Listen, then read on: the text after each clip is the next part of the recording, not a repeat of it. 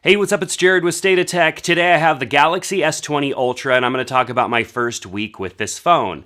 Now, not all the time do I have an opportunity to really test almost everything about a phone within the first week of use, but this time I did. I got the phone in, and a day later, my family and I left for Disneyland. We were down in Disneyland for a couple of days, so that's like 7 hours of driving, of course, several days of just being in a crazy place like Disneyland with photo opportunities everywhere and using my phone for a lot of things. Of course, from time to time, I was checking email and updating things, posting to social media, sharing, of course, our experiences down in Disneyland, and then just navigating all the way back. And so I got a lot of opportunities to use this phone.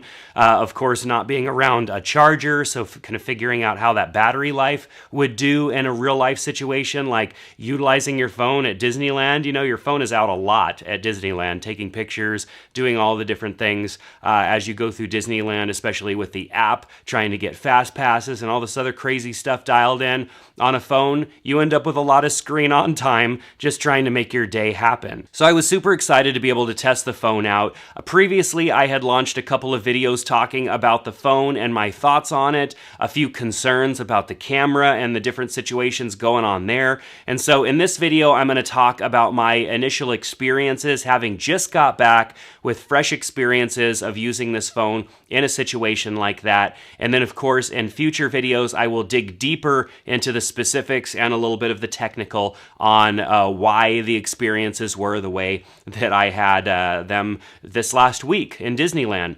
So the S20 Ultra is an absolutely fantastic phone. It's a big phone, but for some reason it just doesn't feel as big as the numbers would lead. Of course, phones that are almost 7 inches in size typically would be massive, but because of the small bezels all the way around this phone, it being almost all screen, it's definitely a nice experience there. Now, I was excited about the camera, as I've talked about in other videos, and of course apprehensive a little bit too, because there's a lot going on with the cameras and stuff here. The beautiful screen was really nice because as I'm taking pictures, as I'm looking at the screen, even consuming some content and what little downtime I did have when we were in Disneyland, the screen was just an absolutely beautiful experience. And that's definitely always been Samsung, especially for the last multiple years. The screens are just absolutely phenomenal in these phones. And so no complaints there at all. I definitely loved that. The phone is a little bit heavier than what I'm used to. This is a thick phone, and I definitely noticed that the first second that I opened the box and grabbed the phone out of the box. Even the box itself, I thought, wow, this seems kind of heavy, but maybe it's other things that are in there. And then when I pulled the phone out, I was like, man, that is a thick phone. That is a lot going on there compared to what we're used to these days. All the phones have been getting smaller, smaller, smaller, and Samsung comes out with a phone that is a little bit thicker, that has a really thick camera hump on the back. But with all that aside, I mean, who cares? It's a phone. It's still small. What is the performance like? And that's really what I wanted to know, and why I was excited to be able to just straight up go to Disneyland with a phone that I just got. So battery life was absolutely fantastic on this phone, lasted me all day. I had it in basically medium to high settings as far as display quality. I didn't have it in the full resolution. I had it one notch down, which is typically where I'm at. Still above HD quality, but not the full quality display of the phone. I was not at 120 hertz refresh rate either, because I knew that that would take away from the phone's battery life, because it is not an adaptive refresh rate that only ramps up to 120 hertz when needed. It's just 120 hertz all the time, which means the battery life is going to take a tax there, and I just didn't want to have to deal with that. And really, in complete honesty, there are not many situations when I would necessarily need that 120 hertz. Yes, it makes for really smooth, buttery scrolling, and it was fun to kind of play with, but the trade-off in battery life is just something that I wasn't willing to have to deal with, especially being gone all day, being in Disneyland for like 12 hours a day. I definitely didn't want to have my phone running out of battery.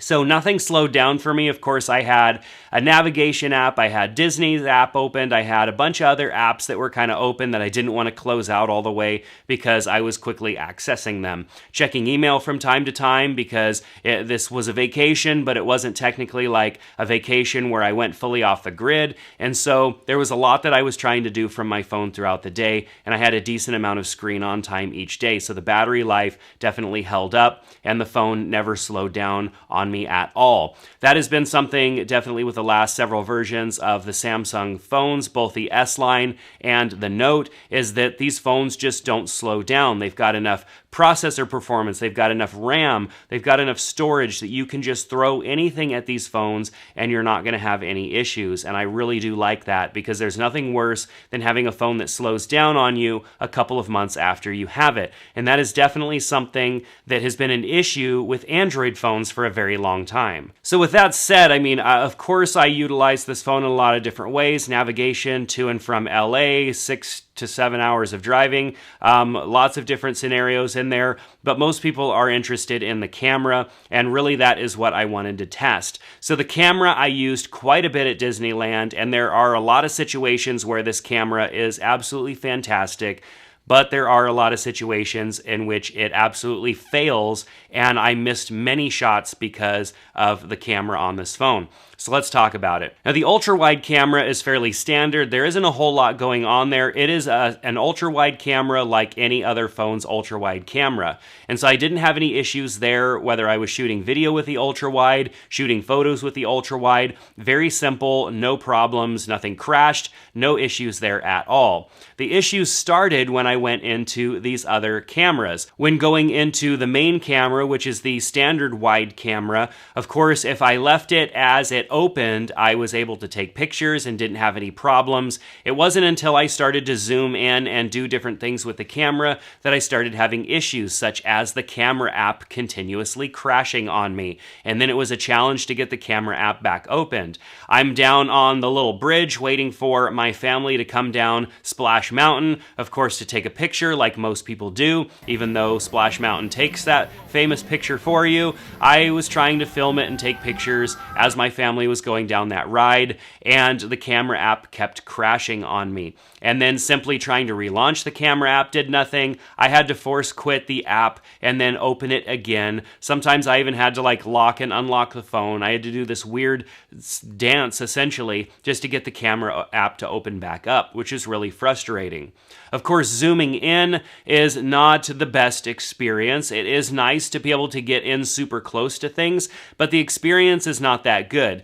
I will say that image stabilization, when you start to zoom in really far like that, can be kind of tricky. Unless you have a really high-end camera, the more you zoom in, the more shaky and wobbly things are going to get. So I don't want to knock Samsung completely and say that it's unusable, because it is somewhat usable if you have a really steady hand and there is not any movement going on in the background. Every photo that I tried to take zoomed in with anything going on, any sort of motion, the photo was pretty much unusable. There was blur, and I think that there's just too much going on in this camera to be able to utilize. Of course, if I'm taking a landscape photo or a photo of something that is not moving at all, I can zoom in pretty far and have a really good looking image. Even 10x still looks decent and is usable. Of course, if you get beyond 10x, things start to fall apart. A lot of other people have talked about that and showed the fact that zooming in beyond 10x, the image is unusable. But I mean, that's just what it is.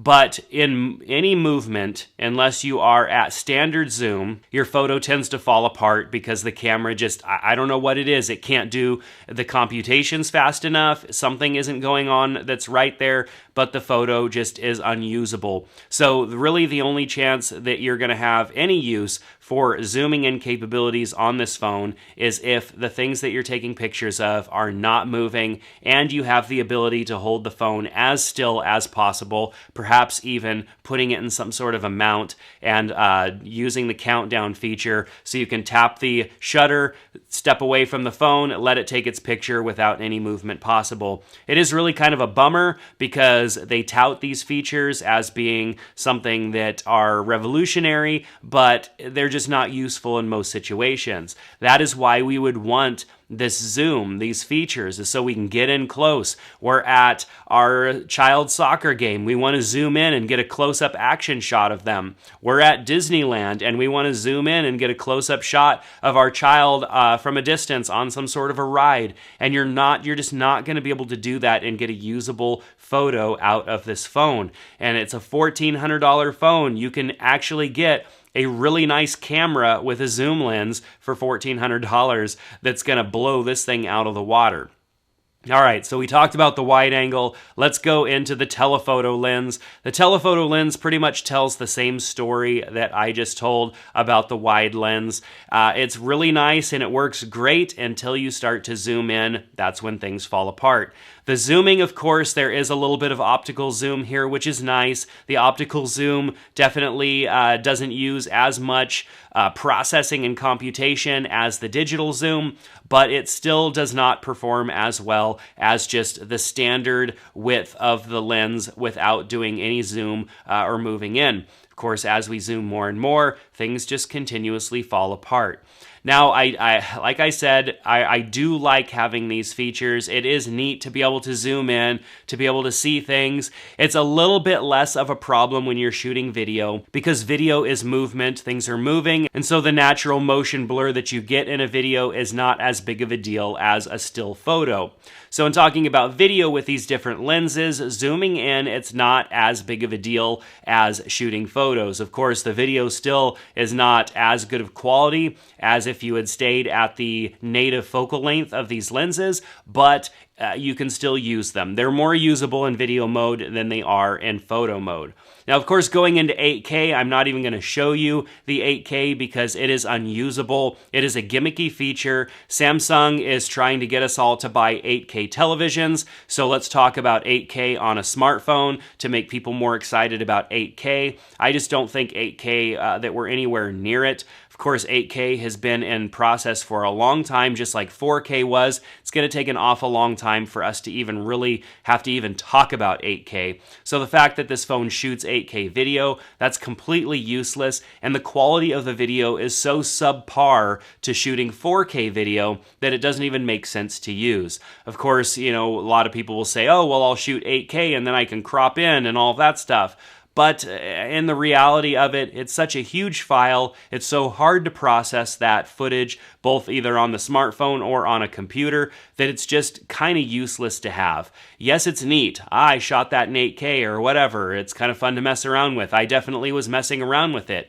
But it's just not usable. You can only shoot in 24p, which is fine, I don't mind that, but the quality just isn't there. There's quite a bit of crop in when you start to shoot in 8K, which means now your lens's focal lengths are different and it's just the whole thing looks different. And so the 8K just is not really usable to me. I don't have a use for it, so I'm definitely not going to use it. I'm just going to shoot in 4K. What I really wish that they would have done is improved upon the 4K shooting options. There is no 4K 24p option to shoot in, which is kind of a bummer. When you shoot in 4K 60p, you lose the tracking autofocus and you also lose some image stabilization. So there are some issues there that I think that if they had just put their energy into making that a priority over 8K that's not even usable, then it would have been a better overall experience. So I do feel that there were a lot of sacrifices made to hit these big numbers like 8K video, 100x space zoom, and 108 megapixels.